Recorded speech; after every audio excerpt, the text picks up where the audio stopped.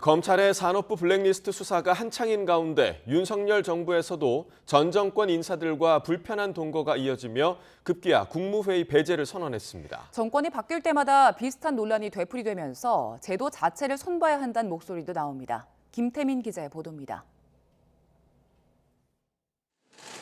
윤석열 대통령은 문재인 정부가 임명한 전현희 국민권익위원장, 한상혁 방송통신위원장을 더 이상 국무회의에 부르지 않기로 했습니다.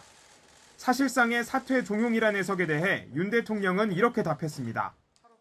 굳이 올 필요 없는 사람까지 다 배석시켜서 국무회의를 할 필요가 있나 하는 생각은 있습니다. 물러나줬으면 좋겠다는 생각이 드신가요? 뭐 임기가 있으니까 자기가 알아서 판단할 문제 아니겠습니까? 당사자인 전현희 위원장이 법률이 정한 역할을 성실히 수행하겠다고 사퇴 압박을 일축하면서 논란은 더욱 커졌습니다. 법의 정신은 반드시 지켜져야 된다. 그렇게 생각을 합니다. 법률에 정한 이 국민권익보호라는 그 역할에 성실히 수행을 하면서 두 사람의 임기는 각각 내년 6월 말과 7월까지로 모두 1년 넘게 남아 있습니다. 당분간 불편한 동거가 이어질 수밖에 없는 상황에 여당은 연일 공세 수위를 높이고 있습니다. 그 자리에 앉아 있는 것 자체가 호환무치한 것이고 윤석열 정부의 국정 철학에 동조하고 있지 않잖아요. 당연히 물러나 주는 것이 그게 아름다운 모습이죠. 반대로 야당은 현재 검찰이 수사 중인 산업부 블랙리스트 사건을 언급하며 이 역시 직권 남용이라고 반발하고 있습니다. 임기가 정해진 장관급 위원장의 업무를 못하게 방해하는 것은 명백한 직권 남용입니다. 야권에 적용하는 것과 같은 논리이면 정부 여당에 대해서도 검찰이 즉각 영장 청구하고 압수수색에 나서십시오. 임기제 공무원에 대한 정권의 사직 강요 문제는 어제 오늘 일이 아닙니다.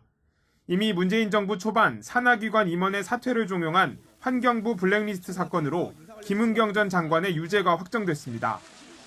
윤석열 대통령 역시 검찰총장 시절 문재인 정부와의 극한 갈등을 빚으면서도 임기를 지키겠다는 의지를 밝힌 적이 있습니다.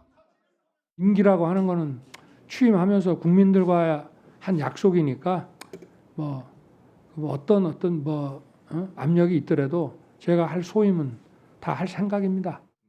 정권 교체기마다 되풀이되는 논란에 야권에서조차 제도 개선이 필요하다는 목소리가 나옵니다. 사실은 우리 정부 때도 전임 정부가 지명했던 임기제 공무원들 때문에 불편했던 적이 있죠. 이 문제를 어떻게 해결할 건가에 대한 제도 개선 문제를 계속 얘기를 해야지. 하지만 민주당이 정치 보복으로 규정한 문재인 정부의 사직강요 혐의 수사가 한창 진행 중인 데다 당사자들 역시 사퇴 의사가 없음을 분명히 하면서 당분간 논란은 쉽게 가라앉지 않을 전망입니다. YTN 김태민입니다.